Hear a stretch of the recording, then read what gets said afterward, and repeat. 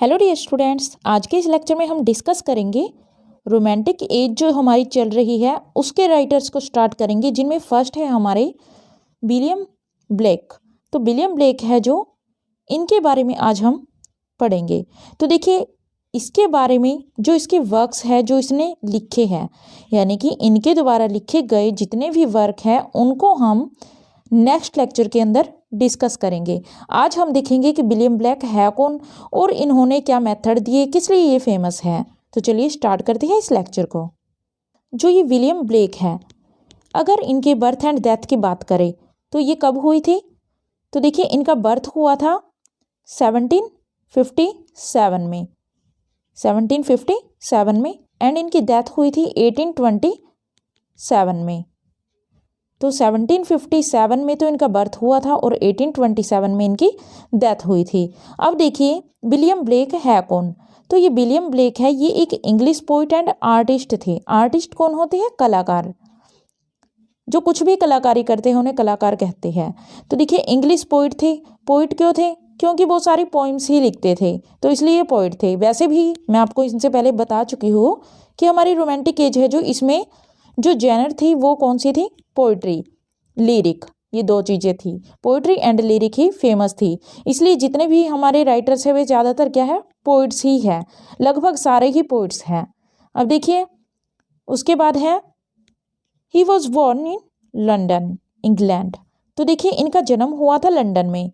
London कहाँ पर है? इंग्लैंड में। He was the son of a Draper, वो एक ड्रेपर के बेटे थे। अ पेंटर ऑफ एनग्रेवर, तो देखिए इन दोनों में से कुछ भी आ जाए, ड्रेपर या फिर पेंटर ऑफ एनग्रेवर।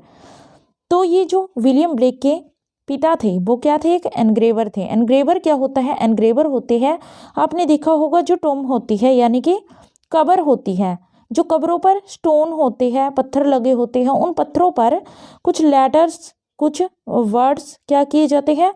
उकेरे जाते हैं, नक्काशी की जाती है। या फिर आपने देखा होगा कुछ फ्लावर्स बना देते हैं पत्थरों पर। या फिर आपने देखी एक चीज़ देखी होगी, जब हम सी पर जाते हैं, सी बीच पर जाते हैं, किसी समुद्र के तट पर जाते हैं, वहाँ पर लोग क्या करते हैं? मिट्टी में कुछ ना कुछ चीज़ें बना देते हैं, पत्थर की चीज़ें बना देते हैं, मिट्टी से बना देते हैं, तो उसको नक्काशी करना कहते हैं। तो एनग्रेवर क्या होता है? नक्काशी करने वाला होता है। उसके बाद देखिए he was educated at home by his mother. अब देखिए उनकी ज़्यादातर पढ़ाई कहाँ पर हुई थी? उनके घर में ही हुई थी। उनकी मदर ने ही उन्हें पढ़ाया लिखाया था, खुद घर में ही। अब देखिए इनकी मदर का नाम आपको याद रखना है, कैथरीन राइट आर्मिटेज। तो देखिए यहाँ पर आर्मिटेज एक साथ है, ये Armitage Blake, Catherine Wright Armitage Blake. तो ये इनके मदर का नेम था। अब देखिए इसके बाद है हमारा, अब देखिए when he was 14 years old, जब वो 14 साल के थे, he was apprenticed to James, यहाँ पर आएगा बेसिन, जेम्स बेसिन, BASINE। तो देखिए वो कहाँ पर अप्रेंटिस के रूप में कार्य करने लगे? प्रशिक्षक के रूप में कार्य करने लगे, यानी कि प्रशिक्षु, नए प्रशिक्षु होते हैं जो, यानी कि नया नया कार्य सीखने जाते हैं, जो किसी शॉप पर लग जाते हैं, कहीं और लग जाते हैं। तो ये जेम्स वेसिन के पास क्या करने लगे थे? अप्रेंटिस बन गए थे ऑफ लिंकन्स इन फील्ड। ये कहाँ पर रहता था? जो ये जेम्स बेसिन जो इसका मास्टर था वो रहता था लिंकन इन फील्ड्स में। और ये क्या था? एक एनग्रेवर ही था, यानी नक्काशी करने वाला था। इससे ही विलियम ब्लेक ने नक्काशी करने का काम सीखा। उसके बाद देखिए, उसके बाद है When he was 21 years old in 1779। अब देखिए इनका बर्थ कब हुआ था? 1757 में। अब 1779 में कितने साल के थे वो? 21 साल के। कंप्लीटेड अप्रेंटिसशिप, तो उसने क्या किया था? अपनी अप्रेंटिसशिप को कंप्लीट किया। और क्या हुआ उसके बाद? बिकम ए जर्नीमैन, इसके बाद वो जर्नीमैन कॉपी एनग्रेवर बन गए, यानी कि यात्री होते हैं जो, उनके लिए वो कॉपी को एनग्रेव करने लगे, नक्काशी करने लगे। He was married to Catherine Sophia Boucher, Catherine Sophia Boucher के साथ उनकी शादी हुई थी 1782 में। उसके बाद है, अब देखिए नॉर्थरॉप फ्राई। नॉर्थरॉप फ्राई कौन थे? एक फेमस पोइट थे। तो ये कहाँ के थे? कैनेडियन पोइट है। जब आप कैनेडियन पोइट पढ़ोगे तो आपको इनके बारे में पता चलेगा। नॉर्थरॉप फ्राई बहुत ही फेमस कैनेडियन पोइट थे। इन्होंने क्या लिखा है? इनके ऊपर एक बुक लिखी विलियम ब्लेक के ऊपर। इसका नाम आपको याद रखना है क्योंकि ये पोइट भी फेमस है और इसने विलियम ब्लेक के ऊपर एक बुक लिखी है, इसलिए ये और भी फेमस हो गई है, जिसका नाम था fearful symmetry a study of William black. तो इसका नाम क्या था? Fearful symmetry a study of William black, और ये 1947 में पब्लिश हुई थी। देखिए, जब हमारा इंडिया आज़ाद हुआ, स्वतंत्र हुआ, फ्रीडम पाई, उस वक्त ये बुक लिखी गई थी। ये बात आप यहाँ से लिंक कर सकते हैं।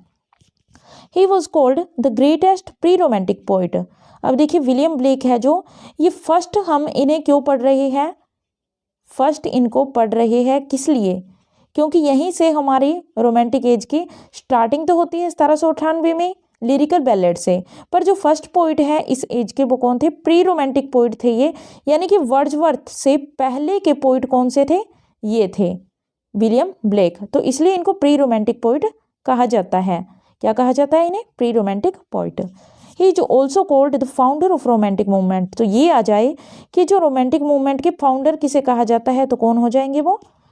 क्या कहे जाते हैं ये? William Blake, founder of romantic movement. उसके बाद है जो ये विलियम ब्लेक थे, इनकी बायोग्राफी। बायोग्राफी क्या होती है? जब हम किसी और की लाइफ पर क्या करते हैं, कोई वर्क लिखते हैं, किसी लाइफ के बारे में, किसी व्यक्ति के लाइफ के बारे में हम लिखते हैं। जब हम खुद के बारे में लिखते हैं तो वो होता है ऑटोबायोग्राफी, और जब हम किसी दूसरे की लिखते हैं तो वो होता है बायोग्राफी। तो उसके बायोग्राफर विलियम ब्लेक के बायोग्राफर कौन थे? इंपॉर्टेंट है ये, तो वो थे अलेक्जेंडर गिलक्राइस्ट। अलेक्जेंडर गिलक्राइस्ट कौन थे? विलियम ब्लेक के बायोग्राफर थे, इनकी लाइफ पर इन्होंने लिखा था। उसके बाद देखिए नेक्स्ट, तो देखिए the life of William Blake, pictor ignotus. अब देखिए, जो ये बुक थी किसने लिखी थी? अलेक्जेंडर गिलक्राइस्ट ने। जो कौन सी थी? बायोग्राफी थी। किसकी लाइफ के ऊपर? विलियम ब्लेक के ऊपर। तो विलियम ब्लेक की बायोग्राफी का नाम आपसे पूछ लिया जाए तो देखिए क्या आएगा वो? The life of William Blake, pictor ignotus. ये है विलियम ब्लेक की बायोग्राफी, और ये किसके द्वारा रिटन है? तो ये है अलेक्जेंडर गिलक्राइस्ट के द्वारा। अब देखिए, इसके बारे में इंपॉर्टेंट पॉइंट्स जानते हैं कि इस बायोग्राफी में क्या कुछ बताया है। अ 2 volume work on the life of William black. अब देखिए, इसमें कितनी वॉल्यूम है, कितनी बुक्स है, तो कितनी है वो? संग्रह कहते हैं वॉल्यूम को वैसे, एंथोलॉजी। तो ये जो वॉल्यूम है 2 बुक्स में है ये बायोग्राफी, और ये किसकी लाइफ पर है? विलियम ब्लेक की लाइफ पर, एंड पब्लिश्ड इन 1863। तो देखिए, ब्लेक या ब्लैक आप कुछ भी कहिए, मैं यहाँ पर ब्लेक ही कहूँगी जो इसकी राइट प्रोनाउंसिएशन है। पब्लिश्ड इन 1863, और देखिए जो ये वर्क है 1863 में पब्लिश हुआ था। अब देखिए वॉल्यूम 1 है जो, इसमें किसकी बात की गई है? वॉल्यूम 1 में बात की गई है बायोग्राफी की। किसकी बायोग्राफी? विलियम ब्लेक की।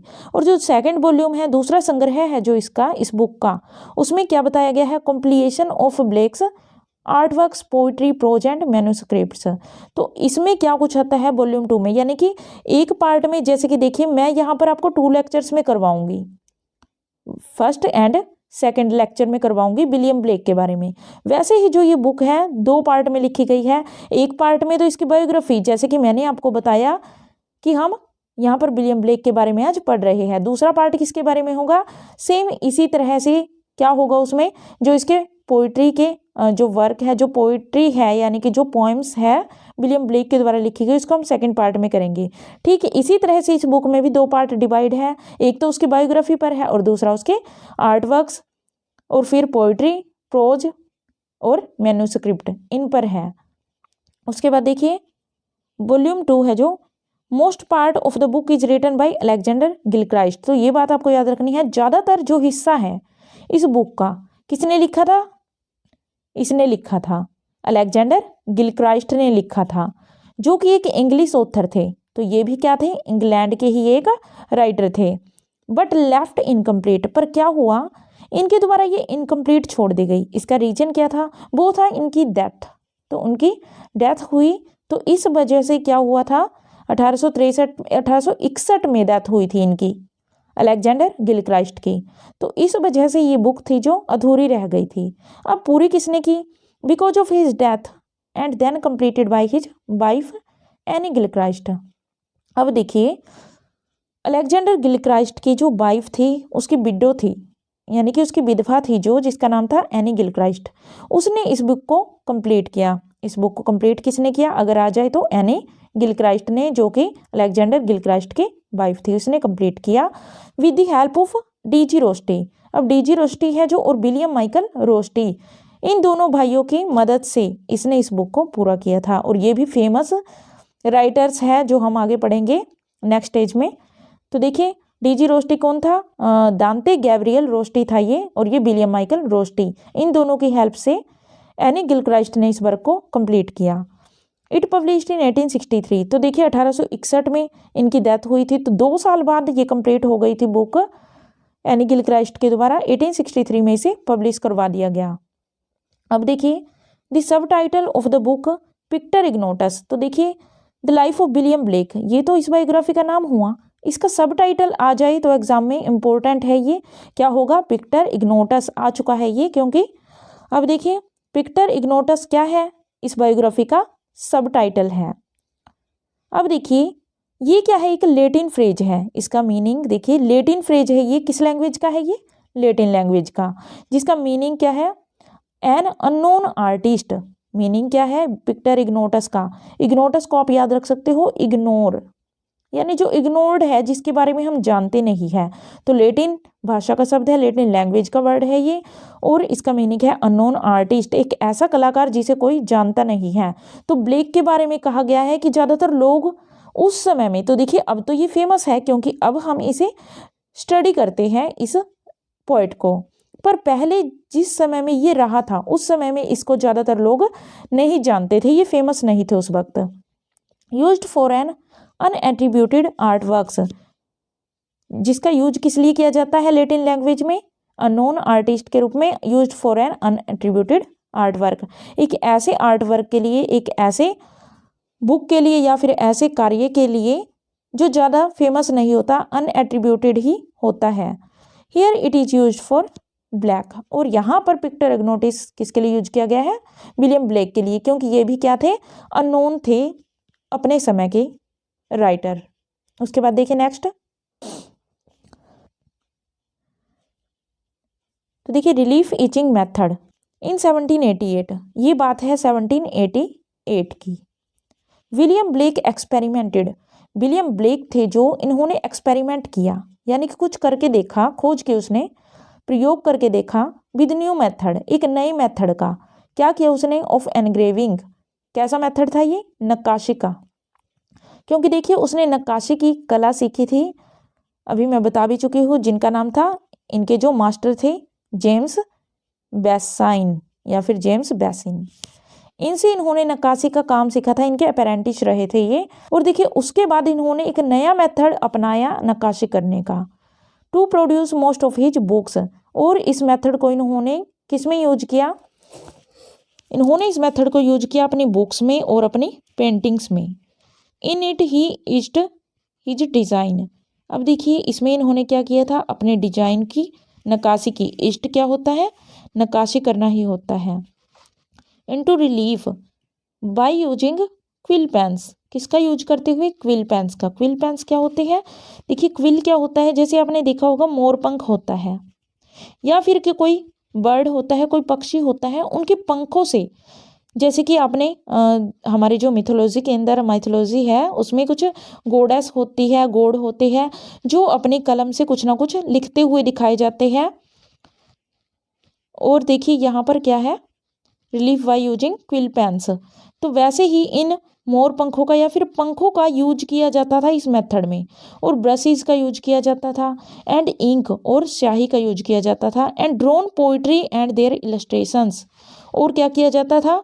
इन चीज़ों के थ्रू, इन चीज़ों की हेल्प से क्या किया जाता था? With the help of these things he drawn poetry and their illustrations on copper plates, और वो कॉपर की प्लेट्स पर, कॉपर यानी कि तांबे की प्लेटों पर क्या किया जाता था? अपनी पोइट्री को लिख दिया जाता था और इलस्ट्रेट कर दिया जाता था, यानी कि पोइट्री को एक प्लेट के ऊपर लिख दिया जाता था इन एन इम्परवियस लिक्विड, कैसे लिक्विड के साथ? ऐसा लिक्विड जो कि अप्रभावकर होता है, जिसका कोई प्रभाव नहीं पड़ता, यानी कि एक ऐसा लिक्विड होता था जिसका प्रभाव नहीं पड़ता, वो लिक्विड बाद में हटा भी दिया जाता था, और वो जो वर्ड्स होते थे वो उस प्लेट के ऊपर इनकी हेल्प से नक्काशी कर दिए जाते थे। यानी कि देखिए यहाँ पर मान लीजिए एक प्लेट है, इसके ऊपर कलर लगाए, यहाँ पर कुछ उकेर दिया गया, कुछ वर्ड्स लिख दिए गए, पोइट्री लिख दी गई। फिर क्या किया गया, उस पर कुछ लिक्विड डाल दिया गया। अब उस लिक्विड को किसकी हेल्प से, then the plain parts eaten away with acid, acid की हेल्प से इस लिक्विड को हटा दिया जाता और नीचे वर्ड्स है जो उभरे हुए होते थे जो वो उकेर दिए जाते थे।